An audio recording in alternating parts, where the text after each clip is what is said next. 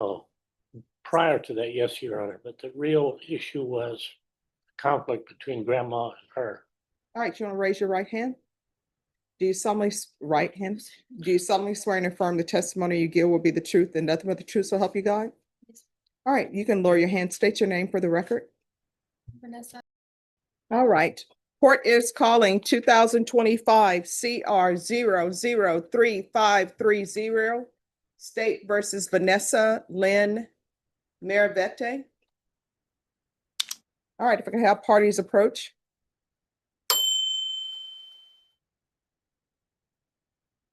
And was there a MIC evaluation done on this?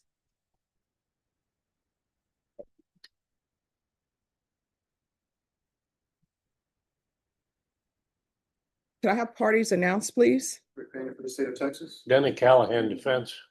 And are you Vanessa Maraveete? Yes, ma'am. All right, you entered a plea to injury to the elderly. According to your plea bargain agreement, the state is silent on your application. And there's an affirmative finding of family violence, and this is run concurrent with a county court cause number. All right, are there any witnesses, defense? No, Your Honor. All right, the court will hear your argument. Your Honor, asks the court to take notice of the jail classification. Its weakness, of course, is that it's self-reported, but it corroborates to some degree what the MIC evaluation says. In the past, she's had mental illness problems, and less so now. And the number 2 point, Your Honor, is that the complainant in this case, in both cases, misdemeanor in your court, not interested in hurting this woman. She filed on prosecution, but there was a damage made by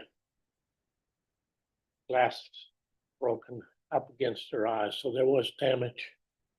She's remorseful for that. Her plan is to live with a 35-year-old friend of hers that she's known for a couple of years. There's no more contact between the boyfriend and the complainant, who is the boyfriend's grandmother. That's finished, that's over. And she doesn't plan to return to that.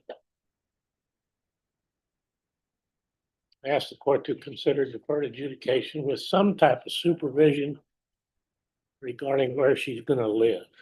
Nothing further, Your Honor. All right, so let me understand this. So the facts of this case are that the elderly person was in an argument with her grandson. Is that correct? No, Your Honor, the other way.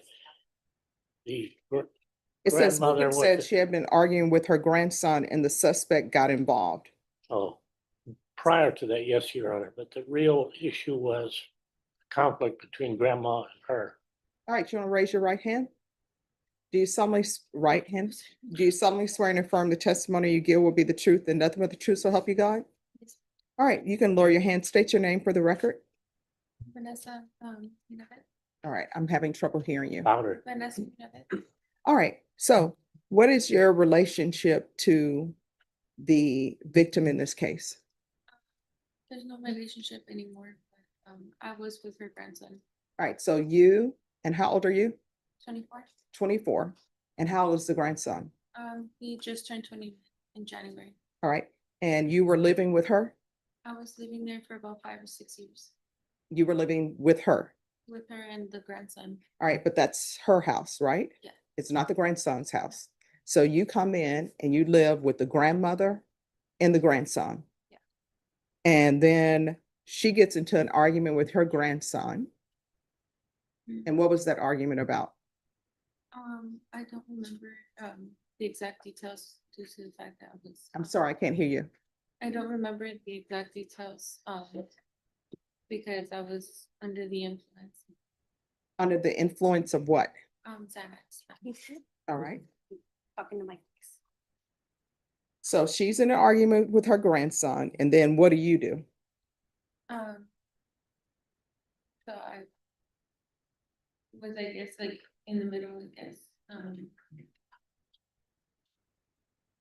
There was a lot of things going on due to like a lot of abuse. you have said some things, but you haven't told me anything.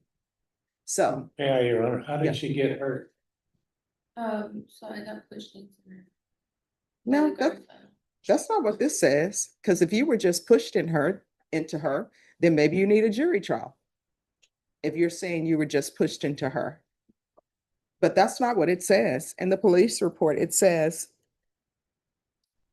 while on patrol in the marked vehicle, I was dispatched to the listed location for an assault in progress. The caller stated his brother and the girlfriend were arguing, and the girlfriend hit the grandmother. The caller stated the grandmother was bleeding from her head and nose. I arrived to the listed location and saw both victim 1 and O1 sitting outside on the porch. Victim 1 had visible injuries on her face and head. Victim had a small cut on the bridge of her nose, which was still bleeding. Victim had a small cut on the top of her head that was covered in blood. Victim also had a lump on the right side of her head. Victim said she had been arguing with her grandson. Victim said she had been arguing with her grandson, and the suspect got involved and began to argue with her. Victim said she doesn't remember how or what she was hit with, but the suspect walked up to her and hit her. O1 said suspect had threatened to beat up the victim before. So unless you were on Xanax all the time you were at that house? I was on Xanax for the last 2 years that I was living there. Mhm.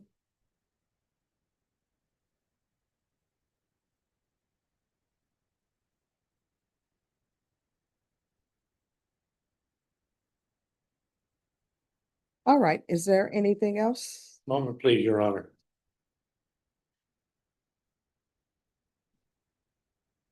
Nothing further, Your Honor. So why were you not living with your parents? So, and, Sorry, I cannot hear you. So I'm from Wisconsin and moved like 5. You're from the what? From Wisconsin. Okay. And so I moved in with him and I was living with him basically for both of them because. Did you have a job? No, How long have you been unemployed? since I got with, her grandson, And how long has that been? about 6 years ago, 5. So 6 years you have been unemployed. So why did you leave Wisconsin to hook your life to this person? It's just being young. Because your parents said they didn't like him or something, and you decided to do it anyway? No, I just, my parents have approved, but at the time, And how old were you when you met him? so when I was 16, but I didn't start a relationship with him until I was 18.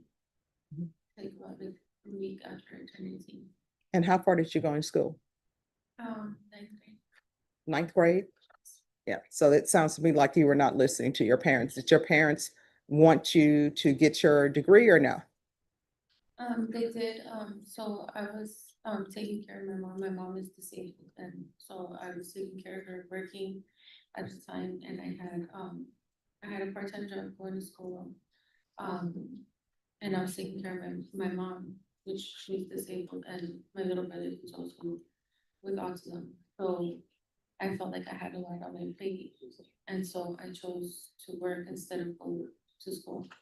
And then you chose to leave them on their own because you wanted your own life. Well, my mom had got married and stuff, so she met her husband, which he still takes care of. Mhm. All right, what is your criminal history?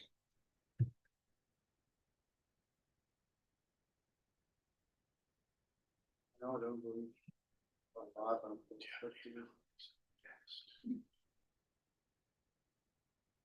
No felonies, Your Honor.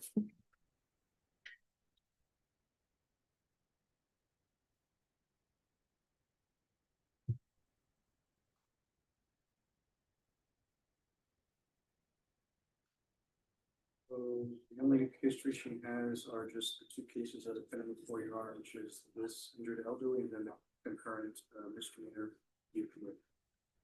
Violation of protective order? And is that with the same person? Yes, It's with the same person, yes, Your Honor. And when did that occur? That occurred about a month after this took place.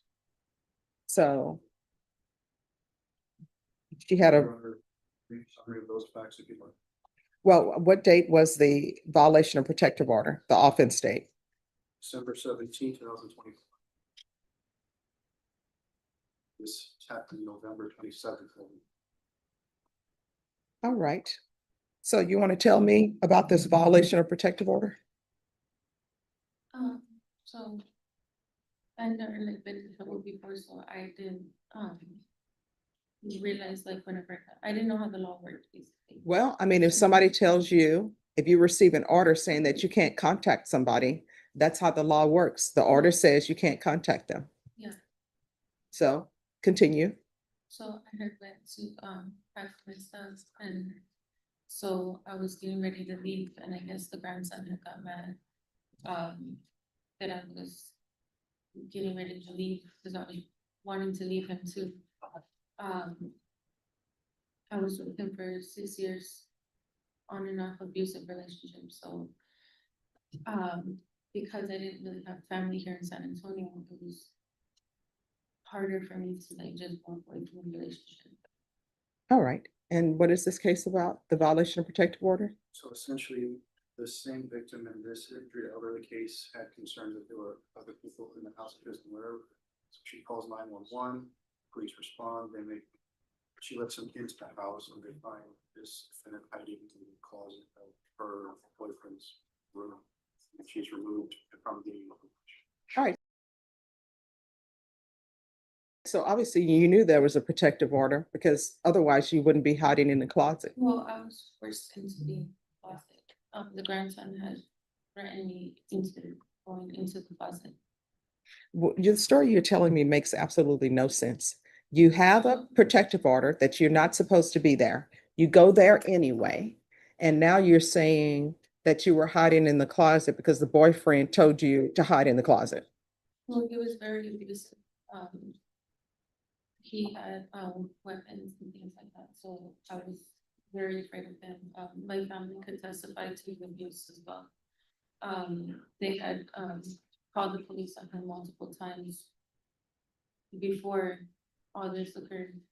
And when they called the police on him before, what did you do? Did you do an affidavit of non-prosecution or say, my family is not telling the truth? So they never gave me like the option or like explain that to me how the affidavits work or anything. No, I like mean, that. it's either you said So- yes or no, because times have changed. When when the police are called out for an abusive situation, your attorney will tell you somebody's getting arrested. Yeah, so. Now, after the he would fact, get arrested and his, sorry, Mhm. his sister would bail him out, within like a few hours, so he would be home immediately after being arrested. So even when he had a protective order, the first time he got arrested, he was still back and he was. still Because doing that's- the same. because the protective order, that the house you were staying in, that's not your house, that's his grandmother's house. You all are adults just decided to impose yourself on his grandmother. You're there, you don't have a job, and you're just living off the grandmother. No, And I have now- my own income, still from my family. No, you told me that you hadn't worked in 5 years or 6 years. Yeah, so due to the relationship, I wasn't able to work and I also didn't have, like, my birth certificate for a long time, so I had to get it sent out. Here's the thing, I don't even know if you understand what you're saying to me. You keep changing your story. You told me you didn't have employment, that you hadn't worked for 5 to 6 years. And then now you're telling me, no, I wasn't just living off the grandmother. I had my own money. No, you didn't. You hadn't been working. I mean, you're saying, but you're telling me completely different stories. And Well, I now was- you're telling me that you have a 35-year-old that you're gonna live with. Who is this 35-year-old? It's a friend of mine. Who? I don't know how to explain it. It's a friend of mine, What's the name? Jennifer Jennifer what? Ramos. And where did you meet her? So me and her know each other through mutual friends, and then we met, I don't know, I guess like in the neighborhood and stuff. I'm sorry, met what? In the neighborhood, I guess, or everyone. So you're just meeting people in the neighborhood and now you're gonna live with them? Does she have any children? What are their ages? 23, she has a 23-year-old, a 15-year-old. And then she has one that I think is like 10 years old. All right, so if I give you probation, I'm not allowing you to live in homes that have children in them. So, and do you know who all lives in that home other than her and the children? No, it's just them. Hmm? It's just them. Are you sure? Have you been to the house? Do you know she has a boyfriend? She doesn't have a boyfriend. All right, so when have you been to the house? So I was there once. I don't remember exactly when, like I said, I was like, Was that before or after the violation of protective order? that was before. All right, counsel, I don't know if she would be a good candidate for probation. I really don't know. The remedy of sending to prison is a far worse remedy than trying to find a place for her to live, Your Honor. Well, I know the state is asking for the minimum.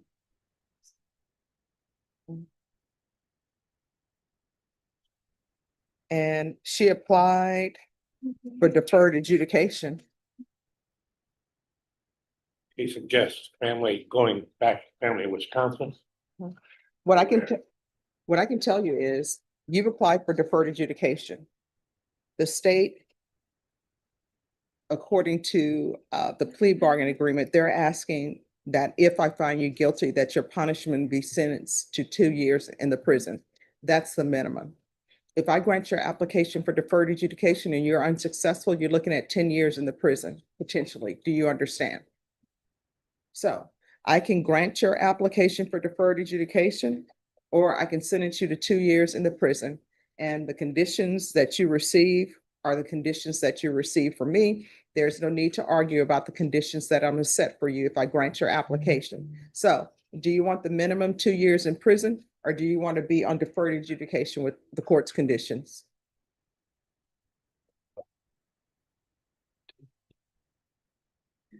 Are you sure? Because let me just tell you, you know yourself better than your attorney knows you, better than I know you. I know that you've been dishonest with me today, but your choices are, and you need to think long and hard about it. 2 years is the minimum. The range of punishment for this offense is anywhere from 2 to 10 years in prison. If I grant you deferred adjudication, if for some reason your deferred adjudication is revoked, you're looking at potentially 10 years in the prison and up to a $10,000 fine. So you know whether or not you can complete this successfully or not. Part of being on probation is you are not allowed to use drugs, period. There's no marijuana, there's no Xanax, none of that. And I'm not going to allow you to reside in any home with children. You're an adult. You need to get your own place. You need to stop depending on other people. Do you understand? So, do you want the 2 years in the prison or do you want deferred adjudication? All right. Yes. Yes. All right. This is what the court will do. The court is going to sentence you to 8 years deferred adjudication. There's a $1,500 fine. Time and money will run concurrently. Oh, I'm sorry, state. Oh, you're right. Thank you. State your excuse. I appreciate that. So there's a $1,500 fine probated. Proof of employment within 30 days of release. There's to be no employment as a home health care provider or with minors. There's to be no residing with minors or anyone over the age of 55. There's to be regular reporting by Zoom or in person. There's to be regular random UAs. There's an affirmative finding of family violence. There's to be no contact with Carmen Rivas or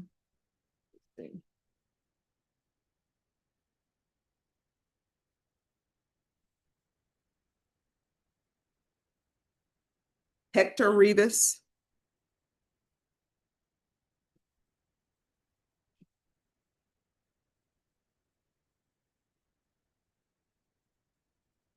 This is to run concurrent with 2025 CC 003873. Can I see the MIC evaluation again, please? Thank you.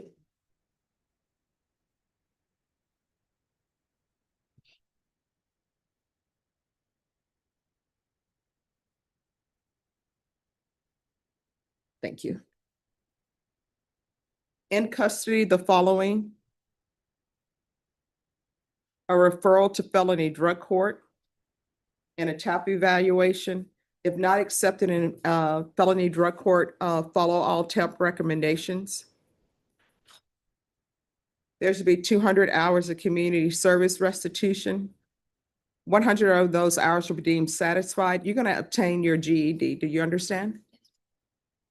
And the other 100 hours will be deemed satisfied if she obtains some type of trade school certificate or higher level of education. Do you have any children? No, All right, and you're saying you're thinking about a transfer to Wisconsin? yes. Which county? I'm not sure the exact county, but it's in Milwaukee. All right, let me see what Google tells us.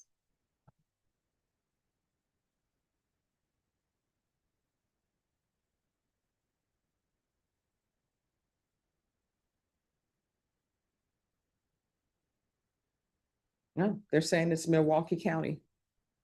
So transfer to Milwaukee County. Field visits 1 time per month until further notice, and 90 sober meetings in 90 days. Probation, is there anything else? Is there anything else you need from the court in order to be successful? All right, did you review the trial court certification of defendant's rights to appeal with your attorney? Did you understand it and did you sign it? Because this is a plea bargain agreement, because I followed your plea bargain agreement, and because you waive your right to appeal, you do not have the court's permission to appeal. Because this is an affirmative finding of family violence, you're not allowed to own or possess any weapons or ammunition. If you have a question over what a weapon or ammunition is, you'll need to speak to an attorney. Do you understand? All right, yes. Judge, can you repeat the sober support meetings? 90, Okay, and anger management possibly? yes. I'll add anger management. All right, we can go off the record. Here's the thing, before you get in another relationship with anyone else, you need to get your life together and decide who you are and what you want to do in this world. You understand? She's in her world. Maybe probation will help her. Good luck. Thank you, Judge. You're welcome. Right over here, man. In Judge's courtroom, a tense case unfolded involving 24-year-old Vanessa Maraveete, accused of injuring her boyfriend's elderly grandmother during a heated argument.